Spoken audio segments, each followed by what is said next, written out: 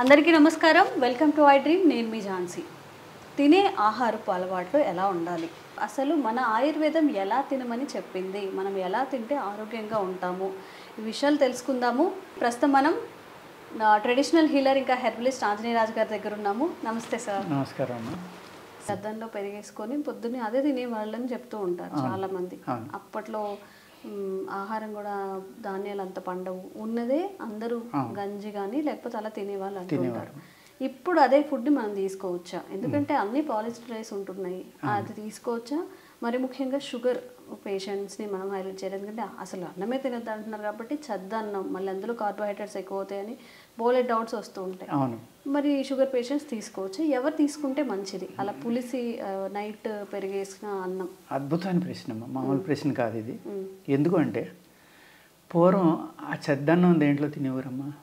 పాలు పోసుకుని చక్కగా నానబెట్టుకుని, ఆ పాలు లేని వాళ్ళు గంజి.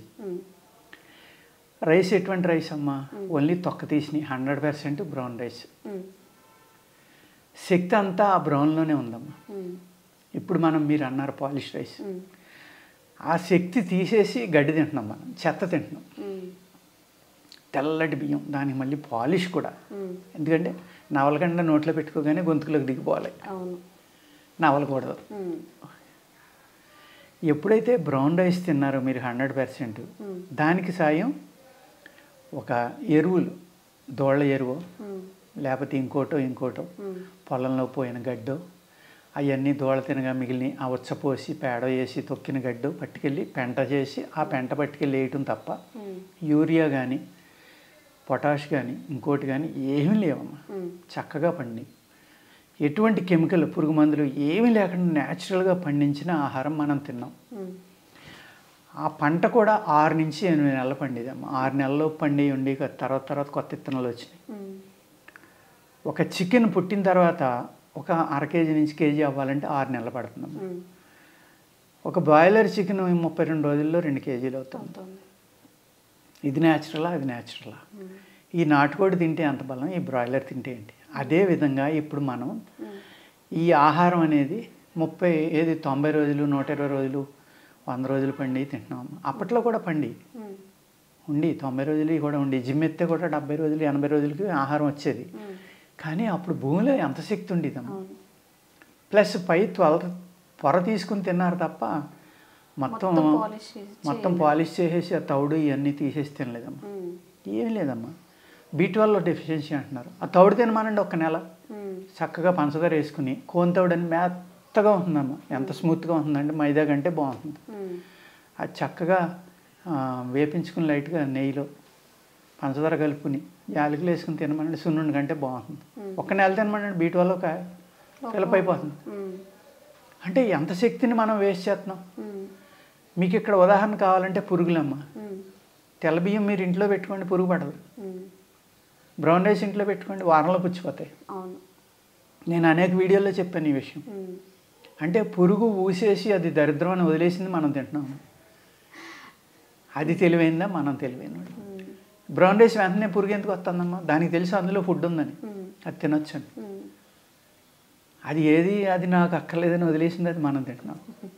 అలాగే ఇవాళ బ్రౌన్ రైస్ తిన్నా కూడా అంత శక్తి లేదమ్మా అందులో. లేకపోవడానికి కారణం ఏంటంటే పురుగు మందులు, ఎరువులు. భూమిలో పట్టలేదు, భూమిలో శక్తి లేదు.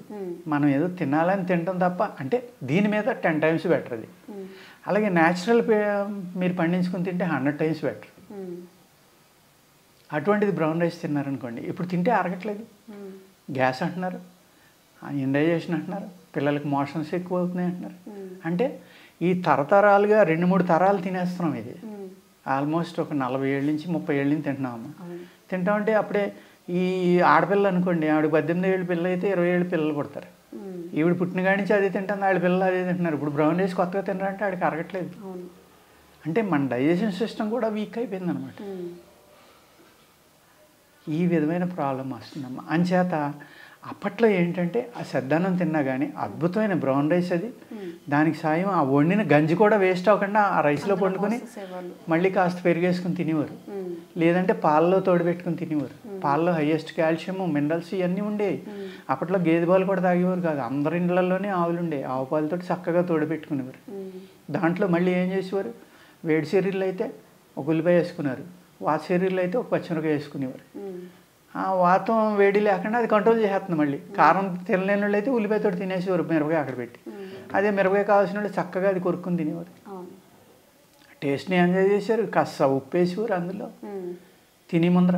అప్పటిదాకా ముందర పాలతో పెట్టినప్పుడు ఉప్పు వేయకపోయినా తినేటప్పుడు చక్కగా ఉప్పు కలుపుకునేవారు. కష్టపడేవారు కాబట్టి చెమట పట్టేది, ఉప్పు బయటకు పోయేది కాబట్టి సబ్సిడీ కోసం తినవలసి వచ్చేది. సబ్స్టిట్యూట్ తినకపోతే వాళ్ళకి శక్తి తగ్గిపోతుంది. మరి వాళ్ళు ఇన్ని రకాల టిఫిన్లు తిన్నారా, ఇన్ని ఆహారాలు తిన్నారా? మీరు అన్నట్టుగా సద్దన్నం తిన్నారు, మధ్యాహ్నం దాకా కష్టపడి పనిచేయారు.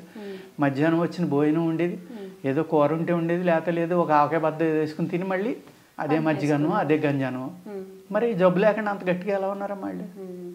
ఎందుకంటే ఫుడ్లో గట్టిదనం ఉండేది, తినే ఆహారంలో అన్నీ ఉండి. అవన్నీ లేకపోవడం వల్లే వాళ్ళు డైటీషియన్ న్యూట్రిషన్ అందరూ వచ్చారు.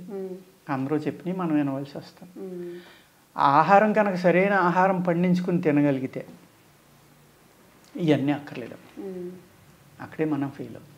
ఓకే, నిజంగా సార్ అన్నట్టు పండించుకొని తినలేని వాళ్ళు సరే కొనుక్కొని తిందామన్నా ఈ ఆర్గానిక్ బేస్డ్ కానీ న్యాచురల్గా పండించినవి ఇవే కొనుక్కొని తినాలంటే చాలామందికి 100లో 99 మెంబర్స్కి వాళ్ళు వచ్చే సంపాదన అంతా మనం తిండికే సరిపోతుంది. ఇంకా సరిపోదేమో ఆయిల్స్ కానీ అన్నీ మనం ఆర్గానిక్కి మారాలి అంటే. బట్ మనం తినేది లిమిటెడ్గా తిన్నా కానీ మన డైజెస్టివ్ సిస్టమ్ సపోర్ట్ చేస్తుందని చెప్తున్నారు కాబట్టి న్యాచురల్ థింగ్స్ని తినడానికి ట్రై చేయండి. అలాగే ఎక్కువ తినకుండా కొంచెం 2 times తినడానికి ట్రై చేస్తే. ఇక్కడ చిన్న ప్రశ్న అమ్మా, మీరు ఆహారం తినలేదు, ఆరోగ్యంగా లేరు, రోజు జబ్బు వస్తుంది, హాస్పిటల్కి ఎంత ఖర్చు పెడుతున్నారమ్మా? బోల్డ్ అవుతాయి సార్. మీరు ఆహారం ఖర్చు అయిపోతుంది, జీతం సరిపోతుంది ఎందుకు చెప్తున్నారు మీరు? సార్ ఇప్పుడు న్యాచురల్గా పండినవి కొనాలనుకుంటే రేట్ ఎక్కువేనమ్మా. ఆయిల్స్ హాస్పిటల్ ఇచ్చి డబ్బులు అక్కడ ఇవ్వండి అమ్మా అంటున్నానండి నేను. అర్థమైందమ్మా? అదంతా ఆలోచించారు కదా సార్ ముందు. ఆలోచించాలనే మిమ్మల్ని అడుగుతున్నానమ్మా. డబ్బులు ఇప్పుడు ఫర్ సపోజ్ సార్ ఒక డైలీ లేబర్ ఉన్నారు సార్, 200 తెచ్చుకుంటాడు అతను. 500 నుంచి 1000 తెచ్చుకుంటున్నారమ్మా. డబ్బులు లేని వాళ్ళు ఎవరో లేరమ్మా, డబ్బు వాల్యూ పోయిందమ్మా. అందరి దగ్గర డబ్బులు ఉన్నాయి. అంటే మన ఇండియాలో ఒక సగటు కూలీ సార్ ఒక 500 to 1000 సంపాదించుకునే వాళ్ళు. వాళ్ళు ఏం ఆలోచిస్తారు, సాయంత్రానికి ఏదో కొంచెం తక్కువలో తెచ్చుకుందాము, పిల్లల్ని పోషించుకుందాం. ఏమీ లేదమ్మా, మీరు చాలా తప్పుగా ఆలోచిస్తున్నారమ్మా. వాళ్ళు సాయంత్రం వెళ్ళేటప్పుడు ఒక క్వార్టర్ పట్టుకెళ్తున్నారు, ఒక పావుకేజీ మాంసం పట్టుకెళ్తున్నారు, ఒక పావుకేజీ చికెన్ పట్టుకెళ్తున్నారు, లేకపోతే ఒక ఫిష్ పట్టుకెళ్తున్నారు. మ్యాక్సిమం ఎంజాయ్ చేస్తున్నారు వాళ్ళ లైఫ్ని. మిగిలిన డబ్బులు దాస్తున్నారు వాళ్ళు. వాళ్ళు డబ్బు లేనివాడు ఇండియాలో లేడమ్మా. ఈ రాజకీయ నాయకులు వీళ్ళు మనలాంటి అమాయకులు చెప్పుకునేది తప్ప ఇవాళ పేదవాడు ఇండియాలో లేడు. ఇవాళే కాదు, 20 ఏళ్ళ క్రితం కూడా లేరు. దౌర్భాగ్యం ఏంటంటే ఈ గవర్నమెంట్ ఫ్రీగా అన్నీ పంచిపెట్టి వాళ్ళని సోమరిపోతుల్ని ఇంట్లో కూర్చోబెట్టడం వల్ల భారతదేశం పాడైపోతున్నాం. నేను నిజం చెప్తున్నాను, మీరు అది ఎడిట్ చేస్తారో ఉంచుతారో నాకు తెలియదు, కానీ జరిగేది ఇది. డబ్బు లేని వాళ్ళు ఎవరో లేరమ్మా. డబ్బు లేని వాళ్ళు ఉన్నారనుకోండి, తులం బంగారం ఇప్పటికీ 10,000కి దొరుకుని తెలుసమ్మా మీకు? ఇవాళ 1,10,000 లక్షకి ఎందుకు వెళ్ళిపోయింది? డబ్బు పెరిగిపోయింది. డబ్బుకు వాల్యూ లేదు. ఆహారానికి వాల్యూ పెరుగుతుంది, బంగారానికి వెండికి వాల్యూ పెరుగుతుంది. ఇదే బంగారం రేపొద్దున 3 లక్షలు అవ్వచ్చు, ఎందుకంటే డబ్బుకి వాల్యూ లేదు కాబట్టి. అంతే కదమ్మా, డబ్బుకి వాల్యూ ఉంటే లక్ష ఎందుకు అయిపోయింది బంగారం? అర్థమైందా మీకు? మరి ఇప్పుడు డైలీ వేజెస్ కూడా పెరిగాయి కదా సార్, అప్పటితో కంపేర్ చేసుకుంటే. ఇప్పుడు అదే హాస్పిటల్కి వెళ్తారు, 10,000 ఊరికి అలా ఖర్చు పెట్టి టెస్టులు చేస్తున్నారు. ఆ 10,000తోటి మంచి ఆహారం కొనుక్కుతానండి, మీరు హాస్పిటల్కి వెళ్ళి పని లేదు. ఇలాగ న్యాచురల్గా మీరు కొన్ని జాగ్రత్తలు తీసుకోవాలమ్మా. ఇక్కడేమో ఇప్పుడు రైతు ఉన్నాడమ్మా, నేను రైతుని కాబట్టి నాకు కోపం వచ్చింది మీరు చెప్పింది. నేను నిజం చెప్తున్నాను. ఇక్కడ కోపం అంటే మిమ్మల్ని ఏమంటున్నాను, నేను నిజం చెప్తున్నాను. న్యాచురల్గా పండితే 20 బస్తాలు పండుతుందమ్మా, ఎరువులు పురుగు మందులు వేస్తే 40 బస్తాలు పండుతుందమ్మా.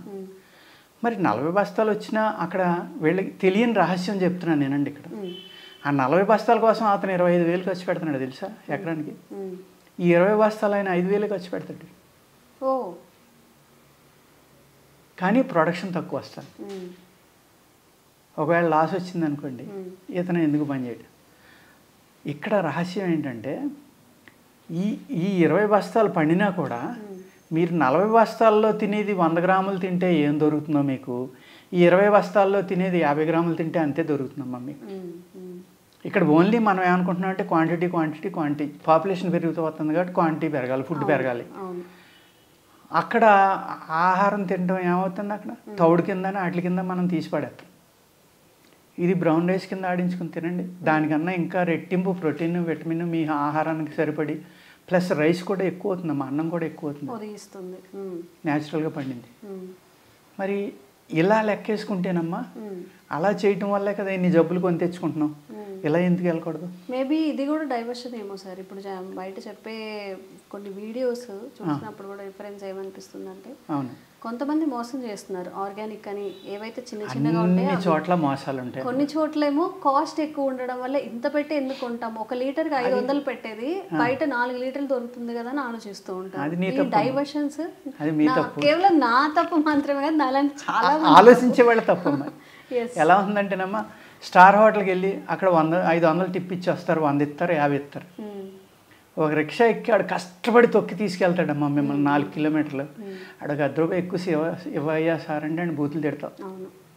మన ఐడియా అలా, మన బ్రెయిన్లో ఆ దరిద్రం అనేది ఉండిపోయిందమ్మా. ఇంత కష్టపడి నన్ను ఇంత లెక్క తీసుకొచ్చాడు, వీడికి రూపాయి ఇద్దామని సస్తే ఆలోచించాం. అక్కడికి వెళ్ళి టిప్ ఇస్తాం. పార్కింగ్లోకి వచ్చాడు, జస్ట్ డోర్ తీసినందుకు ఆడికి 50 రూపాయలు ఇస్తాను. ఆడు ఏమీ కష్టపడలేదు అక్కడ. వీడిని చూడడం అలవాటు చేసుకుంటే ఆ మనిషిలో ఆ మార్పు అనేది వస్తే సమాజం బాగుపడుతుంది. అది మీరు అన్నదానికి సమాధానం. ఇక్కడ ఎందుకు ఖర్చు పెడుతున్నాం అనేదానికి, అక్కర్లేని చోట ఖర్చు పెడుతున్నాం, కావాల్సిన చోట ఇవ్వట్లేదు. ఆడికి రూపాయి ఎక్కువ ఇవ్వమ్మా, ఆడి ఎంత ఆనందపడతాడో చూడు నువ్వు. వీడికి 50 ఇవ్వమ్మా, 100 ఇస్తామని జీవంశ వస్తాడు. ఆలోచించే విషయాలు అమ్మా ఇది ప్రతి ఒక్కళ్ళని. సో ఇదండి ఫైనల్గా, మనకి జబ్బులు వచ్చిన తర్వాత, ఏదైనా డిసీజ్ వచ్చిన తర్వాత హాస్పిటల్కి లక్షలు ఖర్చు పెడతాము. అదేదో చక్కగా ఆహారపు అలవాట్లలో మార్పు చేసుకొని దీనికి ఇంత పెట్టాలా అనే ఆలోచనని ఇప్పటికైనా మార్చుకోండి. అందరూ తెలుసుకుంటే హెల్త్ని మనం అంత పెట్టడం అనేది కాదమ్మా, ఎక్కువగా తినొద్దు అంటున్నాను. అతిగా తినటం మానేసి లిమిటెడ్గా తినడం, కావాల్సింది మట్టిగా తినడం వల్ల అప్పుడు ఆటోమేటిక్గా అమౌంట్ కూడా తగ్గుతుంది కదమ్మా. ఇప్పుడు పెళ్ళిళ్ళకి వెళ్ళినా ఐటమ్స్ పెరిగిపోయాయి, బయటకు వెళ్ళినా మనకి ఫ్రైడ్ రైస్ అని, egg fried rice, chicken fried rice అని ఐటమ్స్ ఎక్కువ అవుతున్నాయి, ఫుడ్ వేస్ట్ అవుతుంది. కాబట్టి లిమిటెడ్గా వాడుకోవడం, మన రిసోర్సెస్ని కూడా కాపాడుకుంటే ఫ్యూచర్ జనరేషన్స్కి కూడా మనం ఫుడ్ని ఇచ్చిన వాళ్ళు ఈ రిసోర్సెస్ని వాళ్ళకి కూడా ట్రాన్స్ఫర్ చేసినట్టు అవుతుంది. అవునండి. Thank you sir, thank you so much.